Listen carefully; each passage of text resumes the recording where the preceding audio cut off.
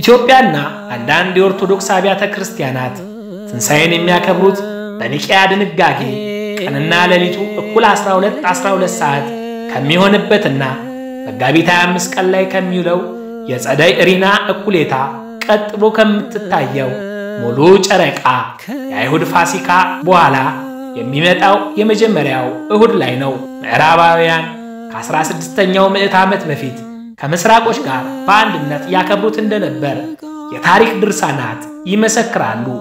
ኢየሱስ ክርስቶስ ከሞት ተለይቶ የተነሳበት ቀን በካቶሊክ ወይም ምዕራባውያን ከኦርቶዶክሳውያን ወይም ከምስራቃውያን አስቀድሞ ይከበራል። ሊቃውንት እንደሚያስረዱት በሁለቱ ሃይማኖቶች መካከል ክብረ በዓሉ የሚውልበት ቀን ልዩነት የመጣው አንድም በሚከተሉት የቀን መቁጠሪያ ነው። በኦርቶዶክስ ክርስትና ሃይማኖት ትንሣኤ የሚውልበት ቀን የሚሰላው አውሮፓውያን የጁሊያን ቀን መቁጠሪያ በሚል የሚጠሩት መሰረቱ የጥንት አቆጣጠር በሆነ ባህረ ሐሳብ ቀን መቁጠሪያ ሲሆን ኢትዮጵያና የግብጽ ኮፕቲክ ቤተክርስቲያን በራሳቸው ባህረ ሐሳብ ያሰላሉ። የተቀሩት የክርስትና ሃይማኖቶች ግሪጎሪያን ቀን መቁጠሪያን ይከተላሉ። በሁለቱ አቆጣጠሮች መካከል የ13 ቀናት ልዩነት ያለ ሲሆን ግሪጎሪያኑ ከጁሊያን ቀድሞ ይመጣል። ሌላው ምክንያት የኦርቶዶክስ ቤተክርስቲያን በ325 ዓመተ ምህረት በኒቂያ የተካሄደው የመጀመሪያው ኢኩሜኒካል ጉባኤ ያወጣውን መርህ መከተሏ ነው። መርሁ ከአይሁዳውያን ፍስህ ወይም ፓስኦቨር ጋር አብሮ እንዳይከበር ይደነግጋል። ይህም መጽሐፍ ቅዱስ የሚያትተውን ታሪካዊ አካሄድ በመከተል ነው። ከኦርቶዶክስ ውጪ ያሉ የክርስትና እምነቶች በዚህ መርህ ስለማይተዳደሩ የክርስቶስ ፋሲካ ከአይሁዳውያኑ ፍስህ ቀድሞ ወይም አብሮ ይከበራል። በተጠቀሱት ምክንያቶች መሰረት የኦርቶዶክስ ቤተክርስቲያን ከተቀሩት በተለየ ፋሲካን ከ3 እስከ 5 በሚደርሱ ሳምንታት ልዩነት ብታከብረም አንዳንዴ በተመሳሳይ ቀን ይውላል። በዓለ ፋሲካ አንድ ቀን የሚውለው በጁሊያንም በጎርጎሪያንም ቀን አቆጣጠር መሰረት ጨረቃ ሙሉ ስትሆን ነው። ይህ በተደጋጋሚ አይከሰትም። የክርስትና ሃይማኖት ተከታይ የሆነው የኦርቶዶክስ ክርስቲያን በሆኑና ባልሆኑት መካከል ፋሲካ የሚከበርበት ቀን መለያየቱ ብዙዎቹን ግራ የሚያጋባ ቢሆንም በሁለቱም የፋሲካ ቀን የሚታወቅበት የተለያየ ቀመር አለው። የባሕረ ሐሳብ መምህር የሆኑት ሄኖክ ያሬድ አባ ጆን ማጉሊያን መጽሐፍ ጠቅሰው የክርስትና እምነት በመጀመሪያዎቹ 3 አስርት ላይ ፋሲካ የሚከበርበት ወጥ ቀን እንዳልነበረው፣ አንዳንድ የእምነቱ ተከታዮች የአይሁዳውያን ፍስህ ጋር አልፎ የሚመጣው የመጀመሪያ እሁድ ያከብሩ እንደነበር፣ ሌሎች ደግሞ ከፍስህ ጋር ተመሳሳይ ወቅት እንደሚያከብሩ ወጥ ቀን ለበዓሉ ለመስጠት ያሰቡ ቅዱሳን አባቶች በ325 ዓመተ ምህረት የመጀመሪያውን ኢኩሜኒካል ጉባኤ እንዳካሄዱ በቀደምት ክርስቲያኖች አካሄድና በመጽሐፍ ቅዱስ አስተምህሮት መሰረት ወጥ የሆነ ቀን ለማግኘት እንደተማከሩ ገልጸዋል። የደረሱበት ቀመርም ፋሲካ ጨረቃ ሙሉ በሆነችበት የመጀመሪያ እሁድ ማለትም ከአይሁድ ፍስህ በኋላ እንዲከበር መሆኑን ያስረዳሉ። ሄኖክ ያሬድ በጽሑፋቸው ይህ ልዩነት ከጸደይ እኩል ቀንና የሌሊት እኩል 12 ሰዓት ከሚሆኑበት ቀን በኋላ በመሆኑ ይህ ቀን ግራ መጋባት እንዳይፈጥር ቀኑ በግሪጎሪያን ማርች 21 እና በጁሊያን የቀን መቁጠሪያ ደግሞ ኤፕሪል 3 በኢትዮጵያ መጋቢት 25 እንዲሆን መወሰኑን ያስረዳሉ። በዚህ ምክንያት በዓለም ላይ ፋሲካ የሚከበርበት ቀን አንድ ሆኖ የቆየ ሲሆን ይህንን መርህ የኦርቶዶክስ ቤተክርስቲያን ተከትለው ብትዘልቅም የምዕራባውያኑ ቤተክርስቲያን ቀመሩን ከጊዜ በኋላ ባለመከተላቸው ልዩነት እንደተከሰተ ጽፈዋል። እንደ አውሮፓውያን አቆጣጠር በ1920 የኦርቶዶክስ እምነት ተከታዮች አጠቃላይ ጉባኤ በቁስጥንጥንያ ወይም ኮንስታንቲኖፕል ተካሂዶ ነበር። በጉባኤው መላው የኦርቶዶክስ አብያተ ክርስቲያናት ባይካፈሉ ብዙዎች ተገኝተው ነበር። ጉባኤው በአወዛጋቢ ሁኔታ ከግሪጎሪያን ቀን መቁጠሪያ ጋር ተቀራራቢ የሆነና የተከለሰ ቀን መቁጠሪያ በሥራ ላይ ለማዋል ተስማምቷል። ይህ ተግባር የሚውለው ከፋሲካ ክብረ በዓል ዕለት ውጪ ላሉት ሲሆን ፋሲካ ግን ዛሬም በትክክለኛው የጁሊያን ቀን መቁጠሪያ ቀጥሏል።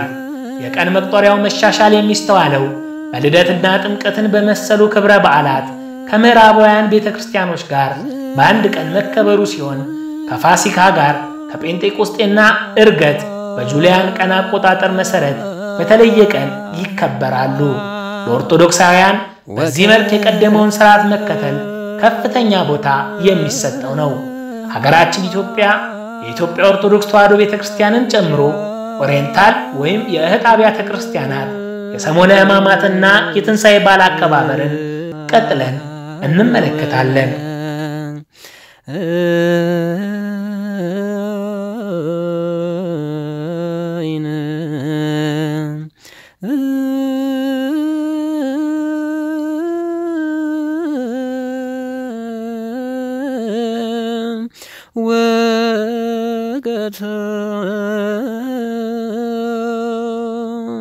ለጽሮ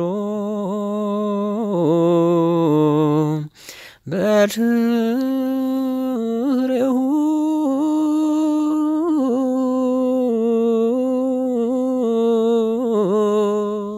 የጌታችን የመድኃኒታችን የኢየሱስ ክርስቶስ ሕማምና ትንሣኤው ከኢትዮጵያ ጋር ከሚያከብሩ አብያተ ክርስቲያናት መካከል የግብፅ ኦርቶዶክስ ቤተክርስቲያን አንዷና ዋነኛዋ ናት። መስራቿ ቅዱስ ማርቆስ ነው። ቅዱስ ማርቆስ የቀድሞ ስሙ ዮሐንስ ነው። እናቱ ማርያም ቅዱሳን ሐዋርያትን ታገለግል ስለነበር ቤቷን የጸሎት ቤት አደረገችው። ቅዱስ ማርቆስ ትውልዱ ዕብራዊ ቢሆንም ቤተሰቦቹ ይኖሩ የነበሩት በሰሜን አፍሪካ ቀሬና በተባለችው በዛሬዋ ሊቢያ ጠረፍ አካባቢ ነበር። በሰሜን አፍሪካ ወንጌልን የሰበከው ቅዱስ ማርቆስ ነው።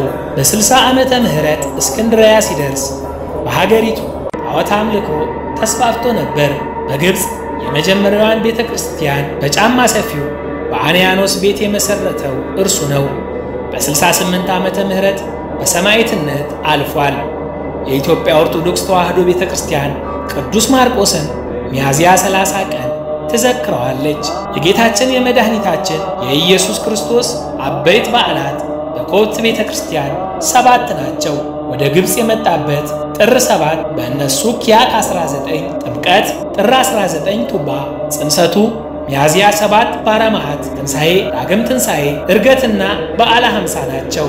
ግብፃውያን ኦርቶዶክሶች ሆሳዕናን ጳጳሱን በአህያ ውርንጭላ አስቀምጠው ያከብራሉ። በግብፅ ኦርቶዶክስ ቤተክርስቲያን ሥርዓት መሠረት በሰሞነ ሕማማት ሰላምታ አይሰጣጡም። ይህም ይሁዳ ጌታን አሳልፎ በመሳም ስለሰጠው ይህንን ታሳቢ በማድረግ ነው። ከሰኞ እስከ ረቡዕ ቅዳሴ የለም። በስቅለትም ቅዳሴ አይቀደስም። ወንጌል እየተነበበ የክርስቶስ መከራ ሞቱ እየተዘከረ ጸሎት ይደረጋል። የጸሎተ ሐሙስ ዕለት ካህናት ጸሎተ ዕጣን አድርሰው ሲደርሱ ሰላም አይባባሉም። ከጸሎተ ሐሙስ በኋላ ቀሳውስት መስቀሉን ከፍ አድርገው ከ3 ጧፍ ብርሃን ጋር የእግዚአብሔር ምሕረትና ይቅርታ ይጠይቁበታል። ከግብረ ሐዋርያት ምዕራፍ 1 ቁጥር 15 ያለው ከተነበበ በኋላ ይሁዳን ይረግማሉ። ከ9 ሰዓት በኋላ የአባይ ወንዝን ለመቀደስ ጸሎት ይደርሳል። ከዚያም የዮሐንስ ወንጌል ምዕራፍ 13 ይነበባል። በጸሎተ ሐሙስ በኮፕት ኦርቶዶክሳውያን ዘንድ ሕጽበተ እግር ይከናወናል። በግብፅ ኦርቶዶክስ ቤተክርስቲያን ቅዱስ ሥጋውና ክቡር ደሙ በሚፈተትበት ጊዜ ትንቢተ ኢሳይያስ ምዕራፍ 22፣ ትንቢተ ዘካርያስ ምዕራፍ 12፣ የዮሐንስ ወንጌል ምዕራፍ 13 ይነበባሉ። ዓርብ ጠዋት የጌታን ስቅለት የሚያሳይ ስዕል ይዘጋጃል። መስቀል ይቆማል። ሻማ በግራና በቀኝ ይበራል። 3 ጽና ይንጠለጠላል። ይህም የጌታችን የእመቤታችንና የቅዱስ ዮሐንስ ምሳሌ ነው። በ3 እና በ6 ሰዓት የተለያዩ ምንባባት ከቅዱስ ወንጌል ይነበባሉ። 6 ሰዓት በመስቀል ላይ በቅንዋት የተቸነከርከው ሆይ አባታችን አዳም ከገነት ሳለ በሠራው በደል ምክንያት ራስህን ዝቅ አደረግ፣ የመተላለፋችንን መዝገብ ደምስስ አድነን የሚል የግሪክ መዝሙር ይዘመራል። የማቴዎስ ወንጌል ምዕራፍ 27 ይነበባል። ከዚያም የመልካሙ ወንበዴ መዝሙር ይዘመራል። አቤቱ በመንግሥትህ አስበን ይላሉ። በ9 ሰዓት ካህናት የስቅለቱን ስዕል አድኖ ያጥናሉ። የማቴዎስ ወንጌል ምዕራፍ 27፣ የማርቆስ ወንጌል ምዕራፍ 15፣ የሉቃስ ወንጌል ምዕራፍ 22 የዮሐንስ ወንጌል ምዕራፍ 19 ይነበባል። በ11 ሰዓት የጌታን ቀብር የሚዘክሩ ምንባባት ይነበባሉ። የኮፕት ኦርቶዶክስ ቤተክርስቲያን የትንሣኤን በዓል እንደ ኢትዮጵያ ሁሉ በሥርዓተ ቅዳሴ በዝማሬና ሻማ በማብራት ታከብራለች። ከሌሊቱ 6 ሰዓት ላይ የቤተ መቅደሱ መብራት በሙሉ ይጠፋል። ጸሎት ይጸለያል። ክርስቶስ በተነሳበት በእኩለ ሌሊት መብራቱ ይበራል። ክርስቶስ ሲነሳ የሚያሳይ ስዕል አድኖ በመንበሩ ላይ ይቀመጣል። በበሩ ቀኝም ግራም የትንሣኤ ስዕላት ይቀመጣሉ። ሕዝቡ ሁሉ ደስ እያላቸው የትንሣኤን በዓል ያከብራሉ።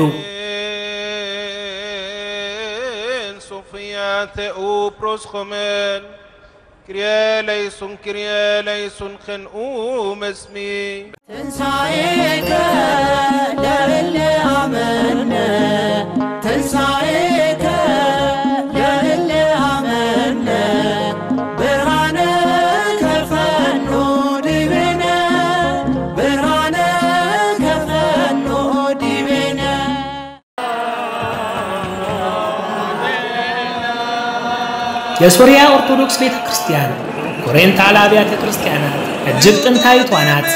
ከ2000 ዓመት በላይ ያስቆጠረ የክርስቲያን ቤተሰብ የሚኖርባት ሶሪያ ቤተክርስቲያን ዛሬ ክርስቲያኖች ፈተና የበዛባት ምድር ሆናለች። ይልቁን የሶሪያ የእርስ በርስ ጦርነት ከተጀመረበት ዕለት አንስቶ እንደ ኢስላሚክ ስቴት ያሉ ጽንፈኛ ቡድኖች የሶሪያ ኦርቶዶክስ አብያተ ክርስቲያናትን ኢላማ በማድረጋቸው ዛሬ የሶሪያ ክርስቲያኖች የሰማዕትነት ዘመን ነው። ብዙዎች አብያተ ክርስቲያናት በጦርነቱ ወደ ፍርስራሽነት ቢቀየሩም በእሳት ፍም ላይ ቆመው የጥይት አረር እያፏጨባቸው የሶሪያ ክርስቲያኖች በእምነታቸው ጸንተው ይገኛሉ። የሶሪያ ቤተክርስቲያን መስራች ሐዋርያው ቅዱስ ታዲዮስ ነው። ቅዱስ ታዲዮስ ሐዋርያው ቅዱስ ጴጥሮስ ጋር የአንድን ገበሬ ማሳ በአንድ ቀን አርሰው በአንድ ቀን አርመው በአንድ ቀን አጭደውና ከምረው ለመስዋዕት ማድረሳቸው በቤተ ክርስቲያን ታሪክ ተጽፏል። ሰሞነ ሕማማት እንደ ኢትዮጵያ ከሚከበርባቸው ሀገሮች አንዷ ሶሪያ ናት። በሰሞነ ሕማማት የተለያዩ የብሉይ ኪዳንና የትንቢት መጽሐፍት ይነበባሉ። የሶሪያ ቤተ ክርስቲያን ሊቃውንት ድርሰቶች በዜማ ይባላሉ። ከእነዚህ ድርሰቶች አንዱና ዋናው የቅዱስ ኤፍሬም ድርሰት ነው። የቅዱስ ይስሐቅ፣ የቅዱስ ዮሐንስ አፈወርቅ፣ የቅዱስ ያዕቆብ ዘስሩግ ድርሰቶች ይነበባሉ። በዮሐንስ ወንጌል ምዕራፍ 19 ላይ የጌታን ሕማምና ስቃይ በዜማ ያስባሉ። ከቅዱስ ያዕቆብ ዘስሩግ ድርሰት ክርስቶስ ሕያዋን እንድንሆን በመስቀል ላይ ስለኛ መሞቱ እርግጥ እንደሆነ ለማሳየት ውሃ ከጎኑ ፈሰሰ። እርሱ በመስቀል ላይ ምንም ሞትን ቢቀበል ሕያው እንደሆነ ለመስበክ ከዚያው ጎኑ ደሙ ፈሰሰ የሚለውን ያነባሉ፣ ያዜማሉ። ጌታችን የሰውን ልጅ ለማዳን ወደ ሲኦል መውረዱን የሚያወሱ ድርሳናት ይቀርባሉ።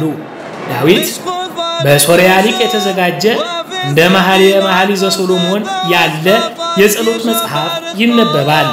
ትንሣኤን በኢየሩሳሌምና በሶሪያ ገዳማት በታላላቅ ድምቀት ያከብራሉ። የጌታችን የመድኃኒታችን የኢየሱስ ክርስቶስ ትንሣኤን የሚገልጹ ዜማዎች ይዜማሉ።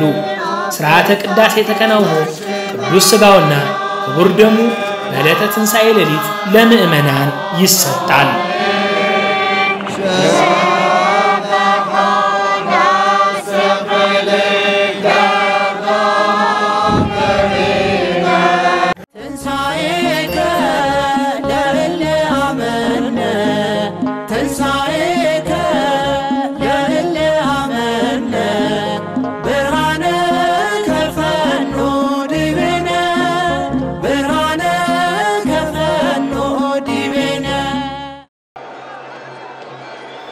የጌታችን የመድኃኒታችን ኢየሱስ ክርስቶስ ሕማምና ሞቱ እንዲሁም ትንሣኤው በታላቋ የአርመን ቤተክርስቲያን ይከበራል። የአርመን ኦርቶዶክስ ቤተክርስቲያን ተመሰረተችው በሐዋርያው ቅዱስ ታዲዮስ ነው። ይህ ቅዱስ ሐዋርያ ከ12ቱ ቅዱሳን ሐዋርያት አንዱ ነው። በበዓለ 50 አጽናኝ መንፈስ ቅዱስን ከተቀበለ በኋላ ወደ ተለያዩ ሀገሮች ተዛውሮ ወንጌልን የሰበከ ሲሆን ከአርሜኒያ በተጨማሪ ሶሪያም ሀገረ ስብከቱ ነበረች። የሐዋርያው ቅዱስ ታዲዮስ ስለ ምጽዋት አብዝቶ ያስተማረ ቅዱስ ሐዋርያ ነው። ብዙ ተአምራትንም አድርጓል። የአርመን ኦርቶዶክስ ቤተክርስቲያን ከጉባኤ ኬልቄዶን በኋላ እጅግ ፈተና የበዛባት ዙሪያዋን በኬልቄዶናውያን የምስራቅ ኦርቶዶክሶች የተከበበች ቤተክርስቲያን ናት። በአራት መንበረ ፓትርያርኮች የተከፋፈለች ስትሆን ከኦሪየንታል አብያተ ክርስቲያናት መካከል አንዷ ናት። የአርመን ኦርቶዶክስ ቤተክርስቲያን በአራቱም መንበረ ፓትርያርኮች ሰሞነ ሕማማትና የጌታችን የመድኃኒታችን የኢየሱስ ክርስቶስ በዓለ ትንሣኤ በተመሳሳይ ቀን ይከበራል። በኢየሩሳሌምና በቱርክ ወይም በጥንታዊቷ ኮንስታንቲኖፕል መንበረ ፕትርክና የሚከበሩት በዓላት ከስፍራዎቹ ታሪካዊነት አንጻር ትልቅ ስፍራ ይሰጣቸዋል። በኢየሩሳሌም መንበረ ፕትርክና ጌታችን መድኃኒታችን ኢየሱስ ክርስቶስ ተቀብሮበት በነበረውና በመለኮታዊ ኃይሉ ሞትን ድል አድርጎ በተነሳበት በጎልጎታ ከምስራቅ ኦርቶዶክሳውያን ከግሪክ ኦርቶዶክሶች ጋር የጌታን ትንሣኤ በርዕደተ ብርሃን የምታከብር ቤተክርስቲያን ናት። የአርመን ኦርቶዶክስ ቤተክርስቲያን በኢየሩሳሌም በርካታ ቅዱሳት መካናት አሏት። የአርመን ኦርቶዶክሶች ሰሞነ ሕማማትን ስድስቱንም ቀናት በተለያየ ስያሜ ያከብሩታል። አርመኖች ሰሞነ ሕማማትን ቅዱሱ ሳምንት ወይም አሻክ ሻፓክ በሚል ስም ይጠሩታል። በአርመን ኦርቶዶክሶች ዘንድ ዕለተ ሰኞ በአልዓዛር ይመሰላል። አልዓዛር የባለሽቷ የማርያም እንተ ዕፍረትና የማርታ ወንድም ሲሆን ጌታ ይወደው ስለነበር አልዓዛር መሞቱን ሲሰማ ከእህቶቹ ጋር አልቅሶለታል። ከሞተም ከ4 ቀን በኋላ አስነስቶታል። አልዓዛር ከሞት በተነሳ በሳምንቱ ጌታችን መድኃኒታችን ኢየሱስ ክርስቶስ ተሰቅሎ በሥጋ ሞቷል። ከትንሣኤውም በኋላ አልዓዛር ከሐዋርያት ጋር ሆነ። በ50ኛው ቀንም ከሐዋርያት ጋር መንፈስ ቅዱስን ተቀበለ። በቆጵሮስ ኤጲስቆጶስ ሆኖ የተሾመው አልዓዛር ዛሬ በኢትዮጵያ ኦርቶዶክስ ተዋሕዶ ቤተክርስቲያን መጋቢት 17 ይዘከራል። ማክሰኞ ጠባባት ደናግል መታሰቢያ ነው።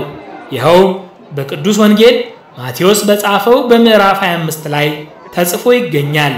እንግዲህ ትጉ፣ የሰው ልጅ የሚመጣበትን ቀኒቱንና ሰዓቲቱን አታውቁምና ተብሎ የተጻፈው በዚህ ታሪክ ግርጌ ነው። ረቡዕ በአርመን ኦርቶዶክስ ቤተክርስቲያን ማርያም እንተ ዕፍረት ትታሰባለች። ጌታችንን ሽቶ የቀባችው ማርያም ናት። በሌላ ስሟ ማርያም እህተ አልዓዛር ትባላለች። እህቷ ማርታ ጌታን ለማስተናገድ ስትደክም፣ እርሷ ግን ከእግሩ ስር ተቀምጣ ቃሉን በመስማቷ ማርያምሰ ሐርየት መክፈልተ ሰናየ፣ ማርያምስ የማይቀሟትን በጎ ዕድልን መረጠች ብሎ ጌታችን መድኃኒታችን ኢየሱስ ክርስቶስ መስክሮላታል። ታሪኳ በአርመን ኦርቶዶክስ ክርስቲያኖች ዘንድ ዕለተ ሐሙስ የእግር አጠባ ቀን ይባላል። ጓንዳልቫ ይሉታል። በዚህ ቀን በቤተ መቅደስ ካህናት የሕፃናትን እግር ያጥባሉ። ከዚህ ቀን በኋላ እስከ ትንሣኤው ቀን የሚበሉት የምስር ሾርባ ነው። ማታ ማታ ሲጸልዩ ያመሻሉ። ይህም ጸሎት ካሻሩም ይሰኛል። ዕለተ ዓርብ በቱርክ መንበረ ጵጵስና ፓትርያርኩ ወደ ባህር መስቀል ይወረውራል። ያን መስቀል በቀዝቃዛው ባህር ዋኝቶ የሚያወጣው ከአባቶች የመስቀል ሽልማት ይሰጠዋል። ቅዳሜ በአርመን ኦርቶዶክስ ቤተክርስቲያን የጸሎት ሥርዓት ብቻ ይከናወናል። ምሽት ላይ ምዕመናን በቤተ መቅደስ ተሰብስበው ትንሣኤውን ይጠብቃሉ። ትንሣኤ በአርመን ኦርቶዶክስ ዘንድ በታላቅ ድምቀት ይከበራል። በቤተ መቅደስ በቅዳሴና ሻማ በማብራት ያከብሩታል።